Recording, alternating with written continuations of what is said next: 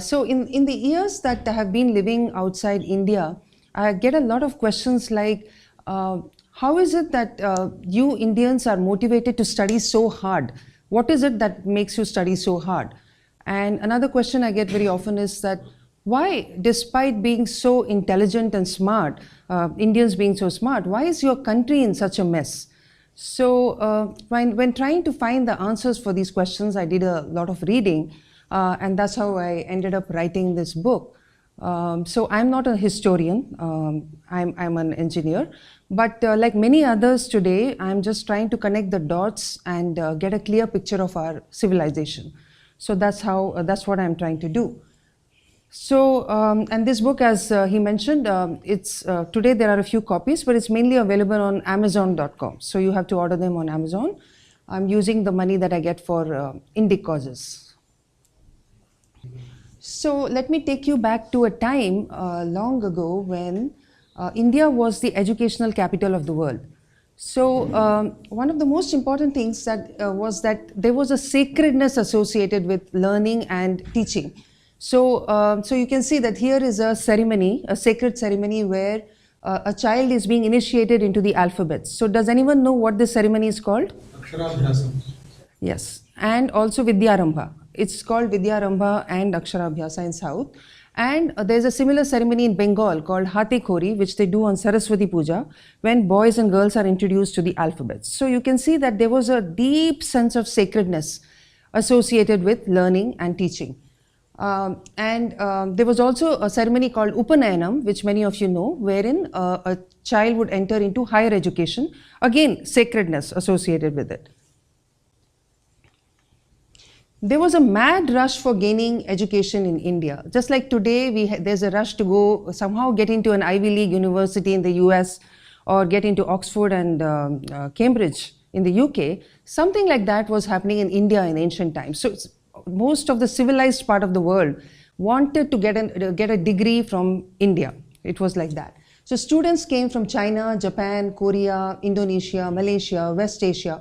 Recently, I discovered that I Ching did not come directly to India. First, he went to Indonesia. He learned Sanskrit there so that he would be able to get into one of the advanced institutes in India. So some of them did not come straight away to India. So Fahia, Xuanzang, I Ching, these are the famous Chinese students who came and got an education in India. And if you read their autobiographies, you will be moved by the dangerous journeys they undertook to come to India. Somehow, like they nearly died in the process.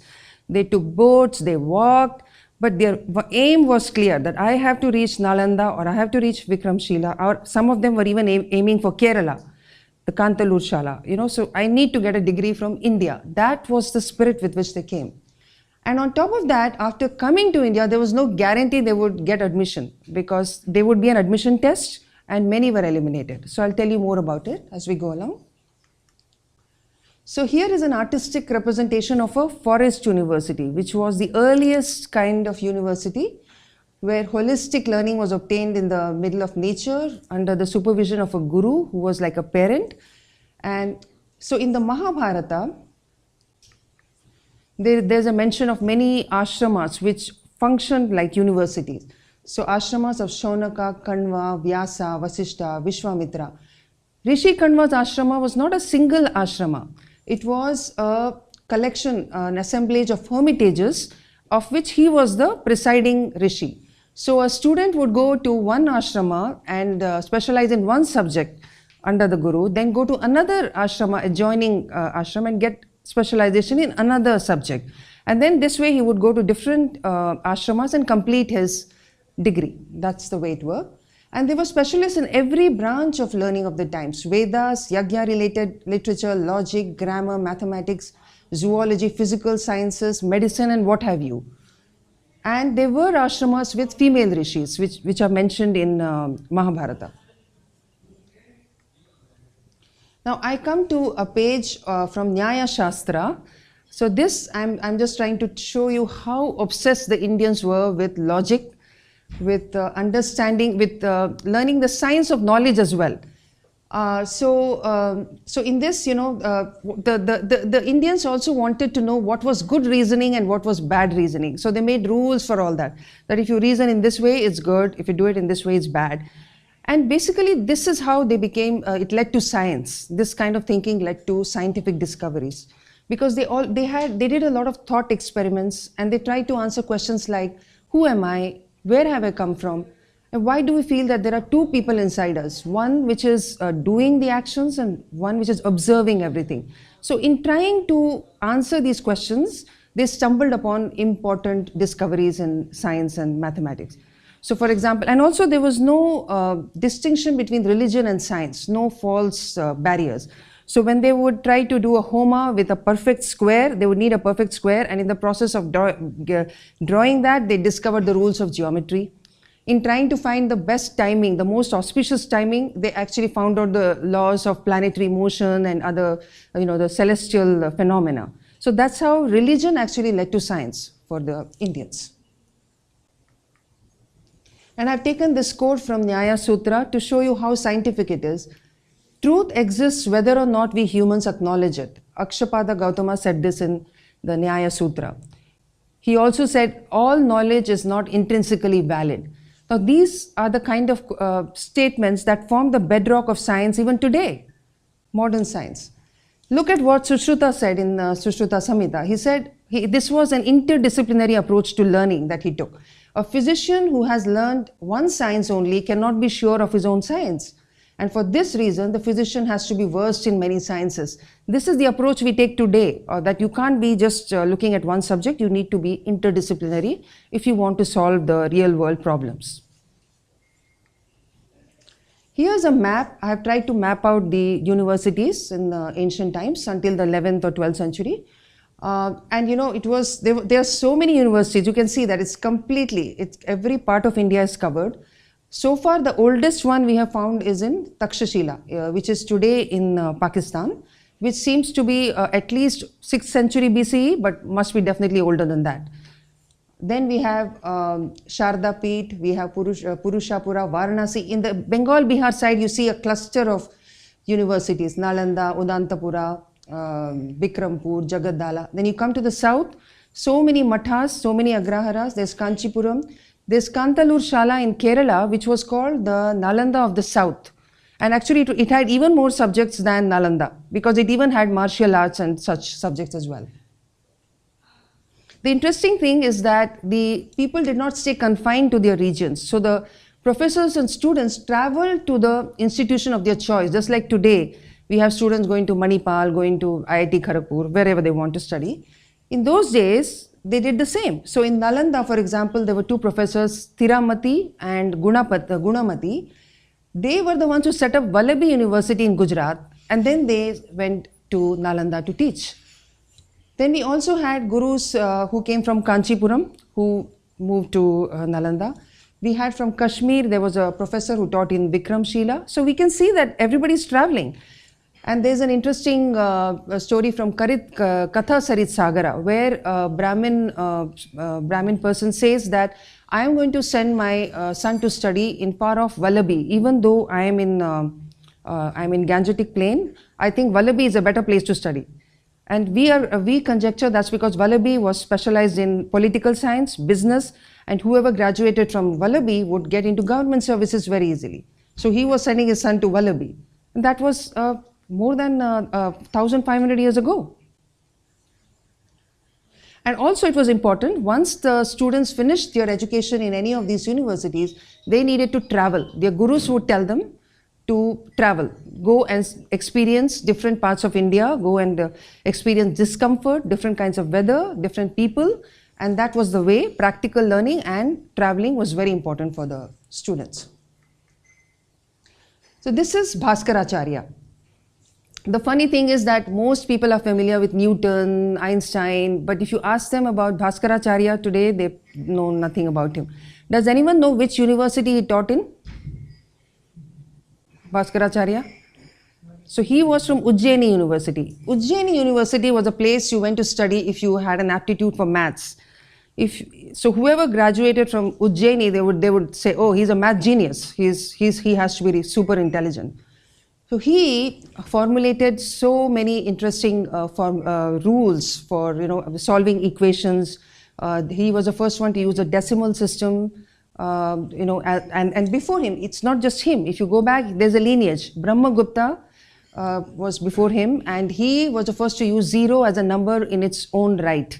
So what to do, what happens when you add zero to a number, what happens when you subtract zero from a number.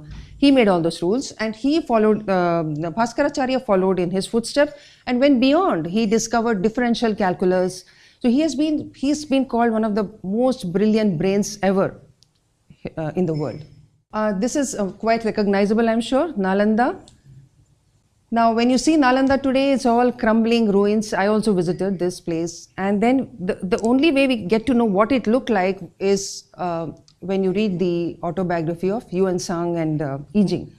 So what Yuan Sang said is that it was the most beautiful campus he had ever seen. It had a huge gate all around the campus. And when you entered, he said the place was full of lakes, ponds with lotuses blooming in them. And these were tall buildings. So they were, for example, the library was 9-storied.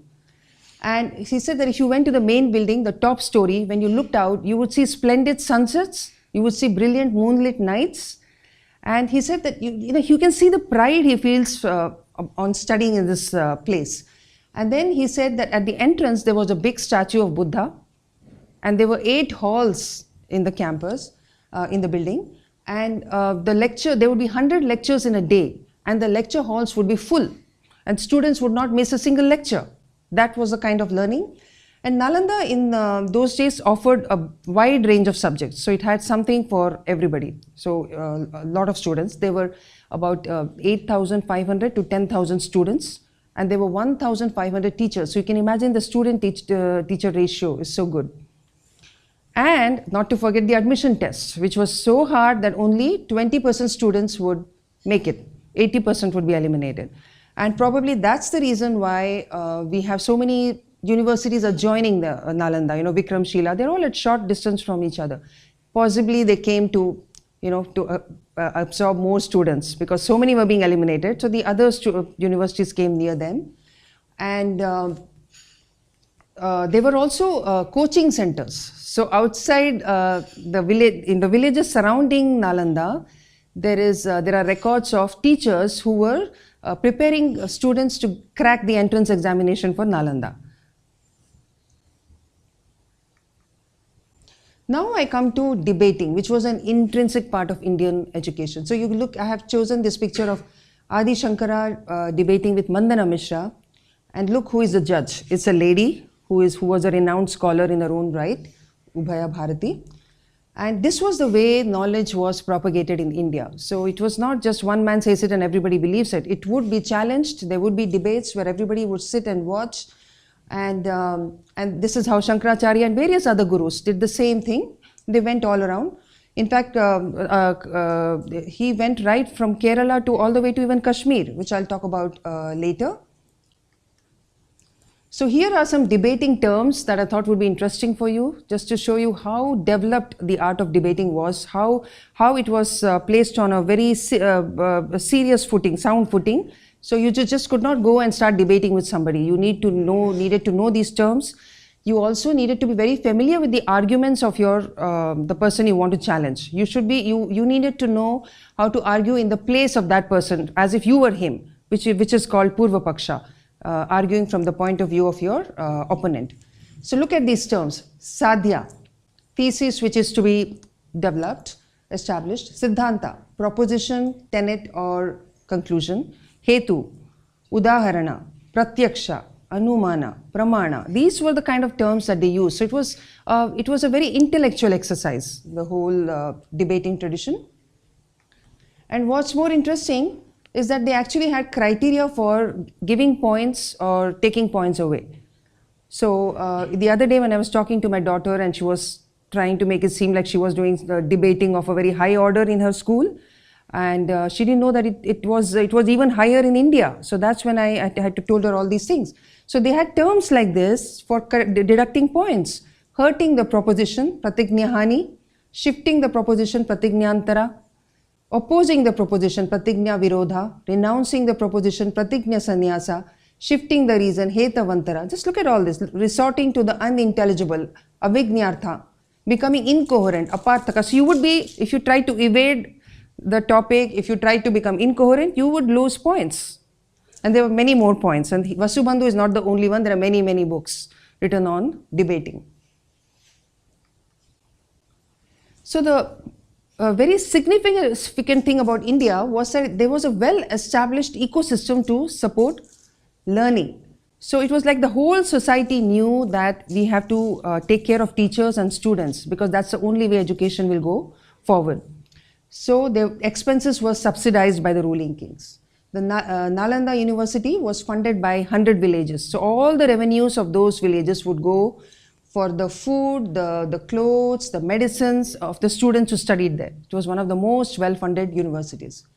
And in the other ashramas, which were not very well-funded, the students had to pay.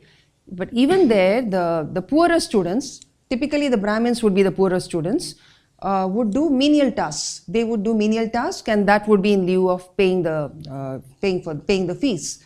And there was no shame for a Brahmin student to go and solicit financial assistance. So he could go to knock at any door, and he would say, look, I need to pay my fees, can you help me? And then some help would be found for him. The ethos of the times demanded that Brahmin scholars led simple lives and engaged in pursuit of knowledge without amassing riches. So it fell upon the shoulders of wealthy non-Brahmin families and farmers to support those who devoted their entire lives to learning and teaching. This has been pointed out by Yuan Sang also. He said he was so moved to find rishis who were so engrossed in learning that they didn't care about what they were wearing, what they were eating, and they just went around teaching whatever they knew. And these people were held in respect, even though they were so shabbily dressed.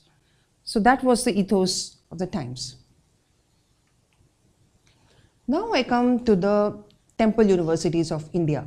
So universities, the big temples were not just places where people went and worshipped their favorite deity or they performed marriages. There was something more.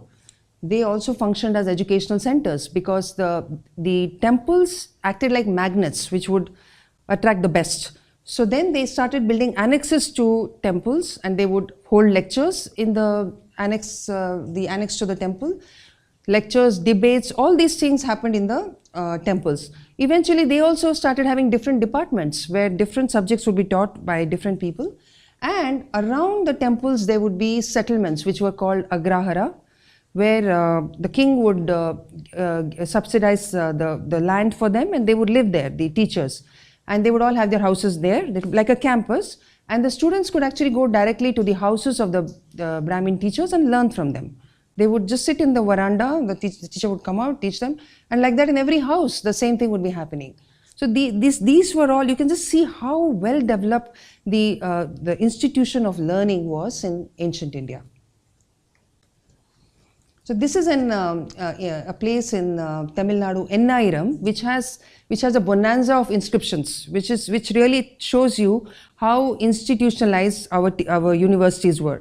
So it tells you how much land is being given to the teachers first of all for the temple, for the purpose of teaching. This is for a Vedic Pathshala, and it's talking about how much the allowance would be given to the teachers. So it says the teachers will get 16 times the meal allowance of the students.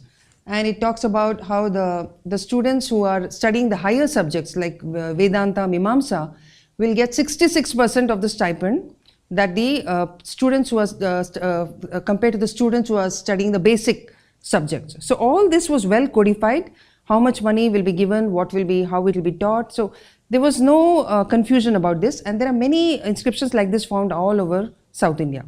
But Ennairam is one place you should go. So these are the ruins of Sharda Peeth in Kashmir. Today you can't, when you look at Kashmir, you can't really imagine a kind of a university like this. But there was a time when Kashmir was known by the university called Sharda Peeth. And the whole state was called Sharda Desh because of the temple, Sharda temple, as well as the university. And this university was so well known for the rare manuscripts it had in the library that people traveled from different parts of India. For example, Ramanujacharya came all the way from Kerala to study, to refer to the only available manuscript of Bodhayana Vritti in order to write the Sri Bhashya, the commentary that he wrote on the Brahma Sutra. So he came all the way from Tamil Nadu to Kashmir to refer to that book. So this was the ecosystem of universities that we had. Today, of course, it lies in ruins because it has been destroyed. Now I'm coming to the knowledge transfers from India to China. A large number of Sanskrit manuscripts were carried to China either by Chinese scholars or by Indian scholars hired by Chinese kings. So we spoke earlier about Yuan Sang and Yi Jing. Those were the scholars who came from China to India. But actually from India also a large number of scholars, Sanskrit scholars, went to China. And they lived for long years there translating, because for the Chinese it was considered to be a very important job to get the Sanskrit works translated into Chinese as quickly as possible, as many as possible. So you can literally fill a whole book with the works of translation done by the professors. So the first two who went to China were Kashyapa Matanga and Dharmaratna. So they made a very difficult journey. They went across Chinese Turkestan, Gobi Desert, and again they had a very difficult journey, and on top of that they had to learn Chinese, which had a totally different syntax from Sanskrit, but they did it. And when they did it, it was like they started a deluge. Oh, so many scholars followed them. Sanghavarma, Dharma Satya, Dharma Kala, Mahabala, Vigna, Dharma Phala, a whole lot of them. I could not fit them all here. And they were not just from northern India. For example, Dharma Ruchi was a scholar from southern India. He went to China, lived there for 20 years, and he translated 53 works into Chinese. So there was, people knew that, there is a demand for them in China. So if they were not happy with what they were getting in India, they would move to China. It was not always a happy outcome, because this poor fellow called Dharmakshema was being wooed by two Chinese kings, and in the crossfire he got shot by an assassin. This happened with some other scholars as well. Amogha Vajra was another scholar. He collected 500 texts from different parts of India and went to China. And he got many titles from Chinese kings. And he is called the founder of the Tantric Buddhism. And he had there's another incident with him. When he translated, he spent years and years translating. The poor fellow took leave to go back to India. The moment he stepped foot in India, he got a message that he needs to go back because the Chinese king wants him back. And without seeing his family, he had to go back. Indian astronomers and mathematicians from the best universities held high positions in China's scientific establishments. A big example is Gautama Siddha. So his Chinese name was Kutan Siddha. One of the reasons why you would probably not know who was an Indian professor in China is that their names would be changed. They would have a Chinese name. So that's why we probably don't know all the Indians who went to China. Kutan Siddha he was called, and he became president of China's official board of astronomy in the 8th century. He translated Navagraha calendar to Chinese. He introduced Indian numerals to China. And the invention of printing press is attributed to Buddhist scholars who went from India to China. Today we know that printing was invented in China, but the work was done by Buddhist scholars who went from India. And printing was used as a means to spread Buddhist thought. This is a statue of Kumarajiva. Not many of us have heard about him, but he's well known in China.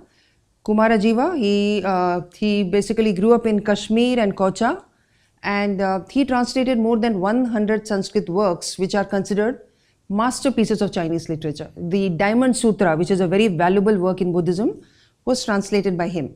And this statue is in Xinjiang in China.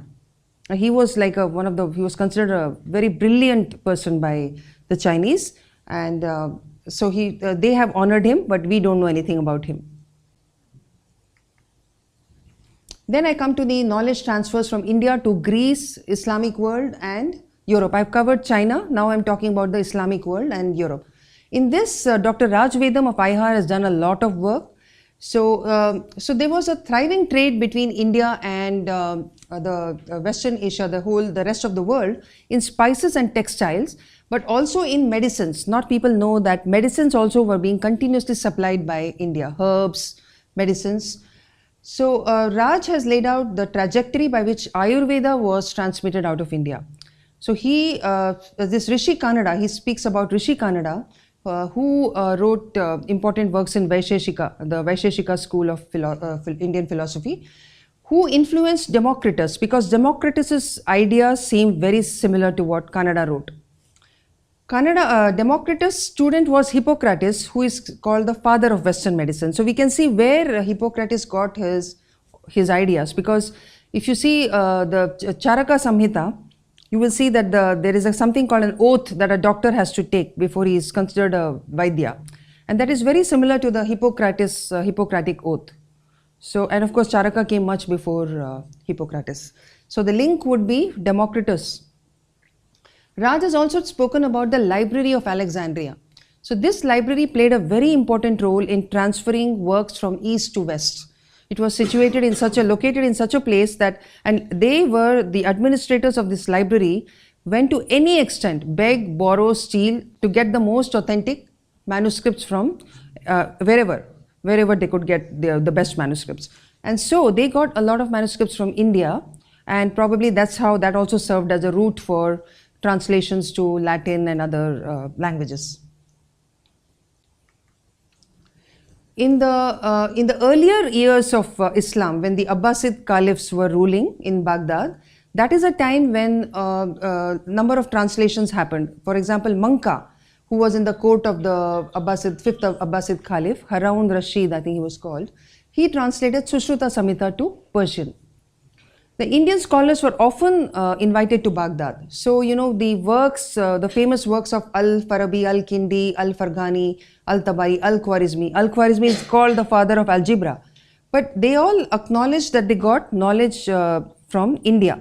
They have actually referred to the books that they got from India. But for some reason, all these works are now attributed to Arabs or Europeans. But you can trace it back to India. So while the Islamic scholars often credited their knowledge to Indic sources, the European scholars frequently plagiarized from Arabic texts without references. The Renaissance was propelled by the works of Arabic scholars, which was passed off as original works by Europeans. So the Renaissance, actually, all of a sudden these works were attributed to European scientists and scholars, but they were actually all translations of Arabic texts. And where did those Arabic texts come from? They came from India. And one important link is Toledo School of Translators. Toledo in Spain, when it was run over by the Christians. So that's the time they established a school which would spend they put an army of scholars whose only job was to translate Arabic works to Latin. So in the 12th and 13th centuries, you will find a whole lot of Arabic works translated to Latin. And even in the Latin that they use, you can see Arabic, so you can make out where it came from. They couldn't just find the word for it in Latin, so they let it be in Arabic. This is a statue of Garcia de Orta. He was a Portuguese who settled in Goa in 1538, another big source of knowledge transfer. He collected a lot of information about medicines, Ayurvedic medicines, and he wrote this book, Colloquios dos simples e drogas e cosas medicinas da India. So in which he listed all the herbs that Indians are using for various diseases, and he said this can be used for this, and this influenced later works of medicine in Europe. Now I come to the unhappy part when these glorious universities came to an end. Bakhtiyar Khilji, and today if you imagine an army of horsemen coming to a campus, killing every professor, every student over there, and bodies lying around, well, that's what happened. You can't even think about it.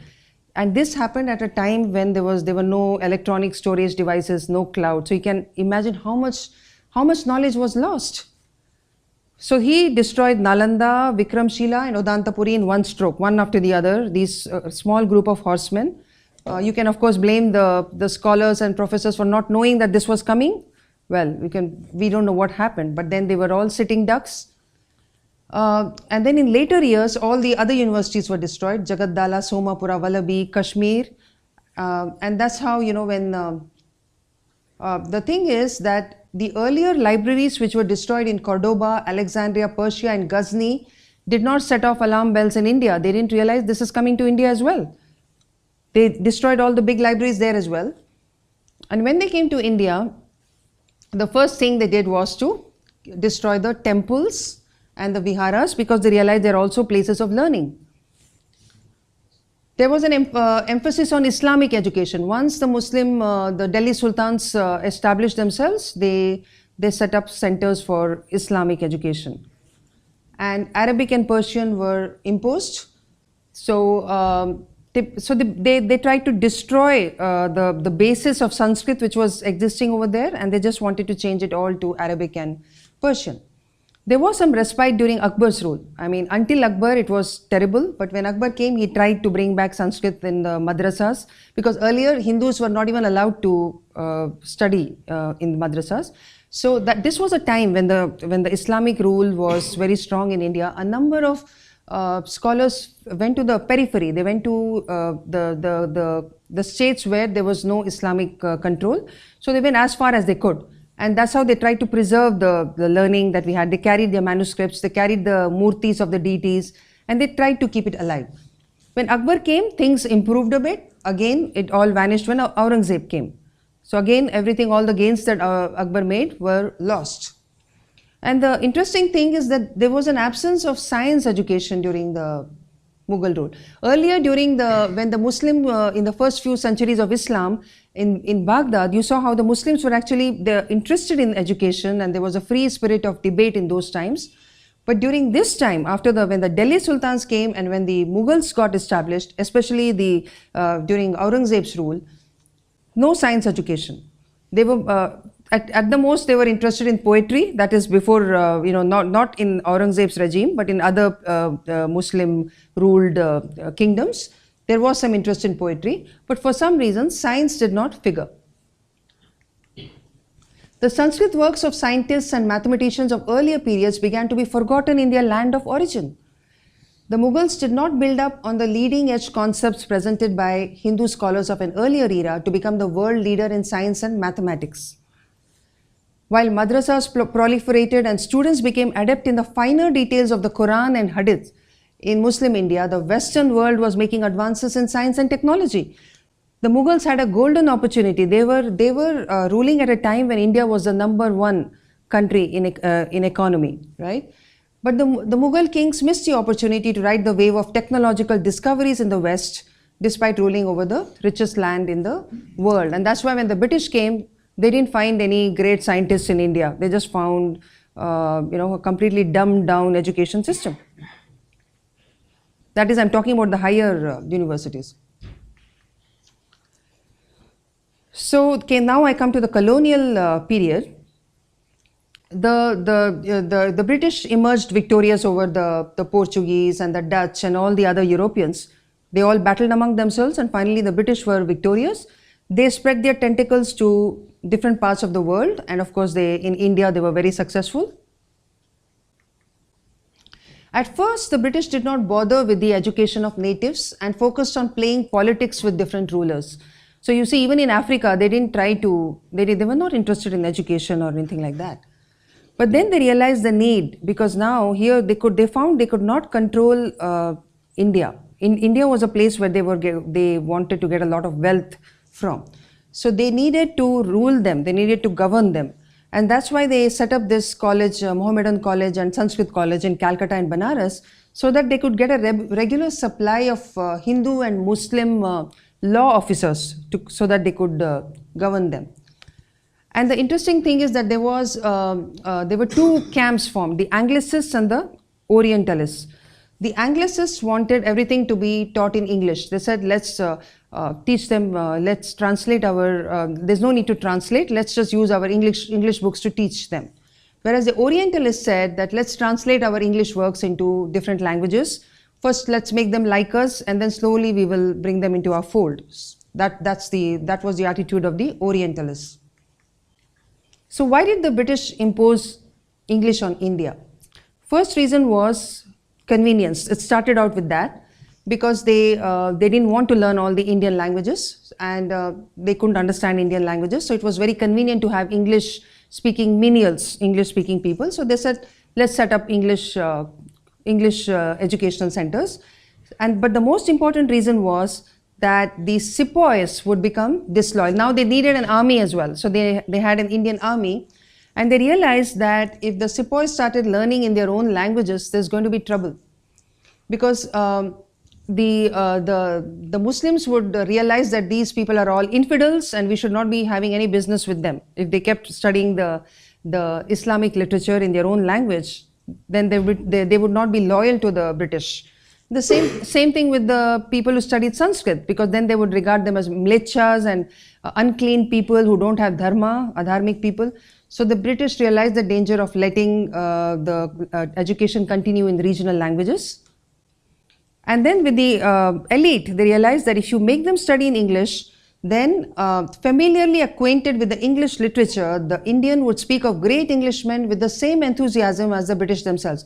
By the way, these are not my theories. This is all written down by Macaulay's brother-in-law, Trevelyan. He also played a big role in the educational policy.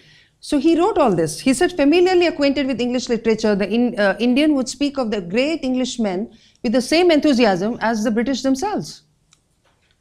They would reject the teachings of Brahmin priests. The natives shall not rise against us because we shall stoop to raise them. It was a well thought out policy, very well thought out. And after a 15-year debate between the Anglicists and the Orientalists came the Macaulay's Minute, the Macaulay Memorandum, which was circulated in order to come to a decision about what kind of educational institute should they fund. So they came up with the English Education Act of 1835 after the debate. But we must look at Macaulay's Minute. I'm sure many of us know it.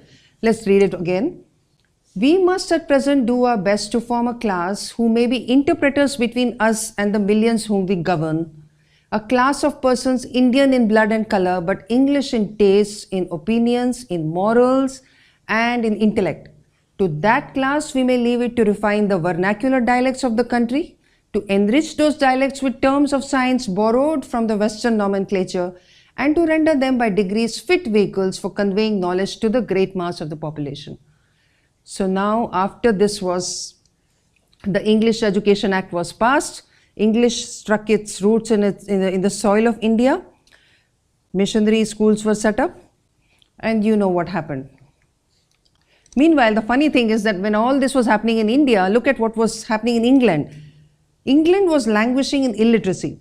A minuscule fraction went to school, and the only book most literate people had read was the Bible.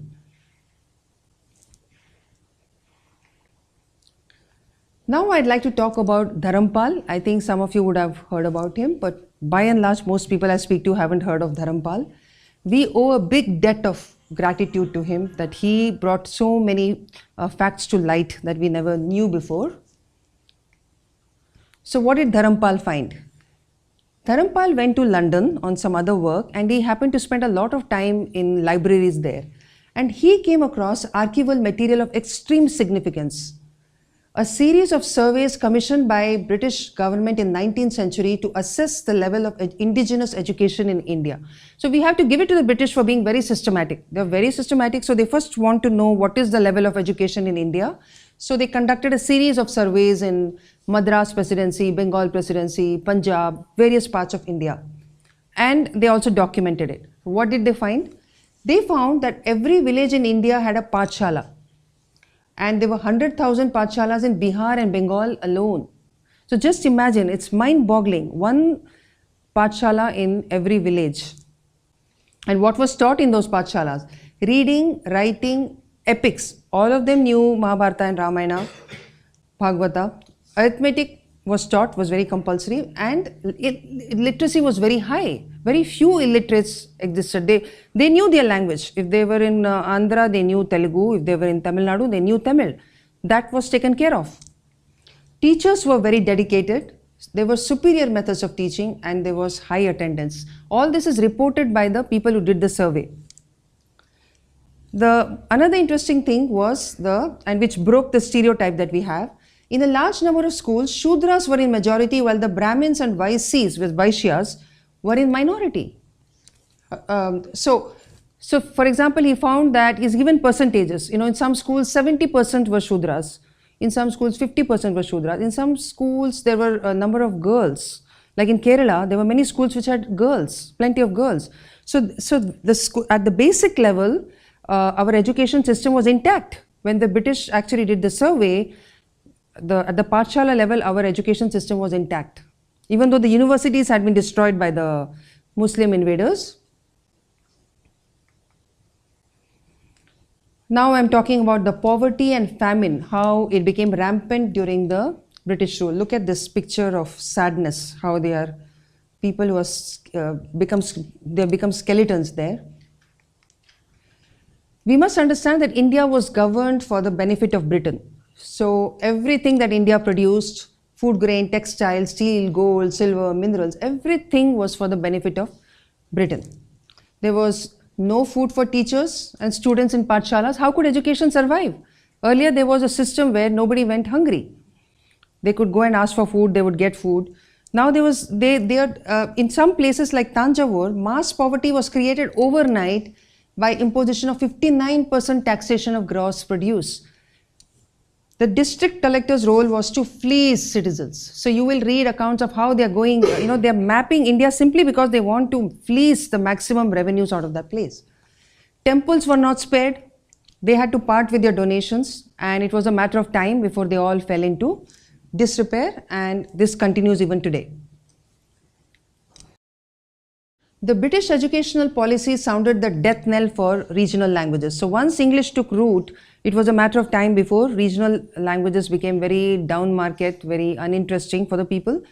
Mother tongues were relegated to second languages.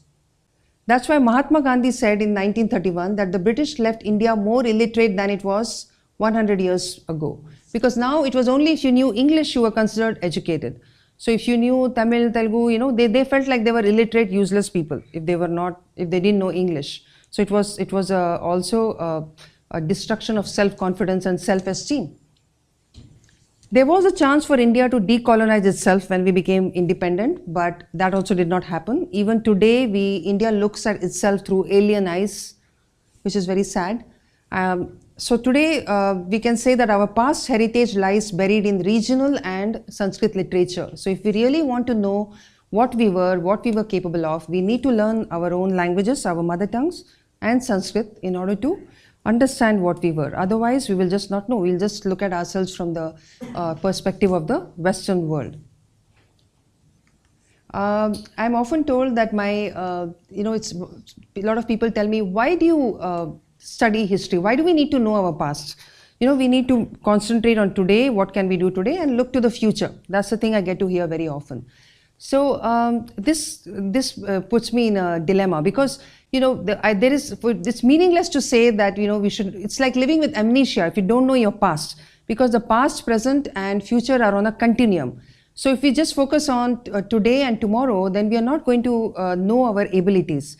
So whatever happened today is the result of what happened in the past, and what's going to happen tomorrow is the result of policies and actions that are happening today. So it's in a continuum. It makes no sense to say that we are not going to look at the past because it's uncomfortable for us or because it's depressing for us. We need to look at it in order to know how to go forward. And one of the quotes that I give to people when they tell me not to pay attention to history is this: if you don't know history, then you don't know anything. You are a leaf that doesn't know that it's part of a tree. Michael Christian said that. So now I'm coming to an end, and this is the global IHAR team. I'm a part of Indian History Awareness and Research.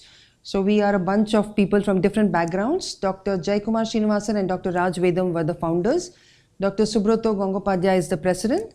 And we all come from different backgrounds, medicine, engineering, and we all bring our perspectives to history, but we look at it from an Indic point of view. We don't want to look at it from a Western point of view anymore. Of course, we find it useful, let that also be there, but the Indic perspective is very important. If you have any questions, you can email me here, and you can find my book on Amazon. You can connect with IHAR on Facebook or YouTube. Thank you.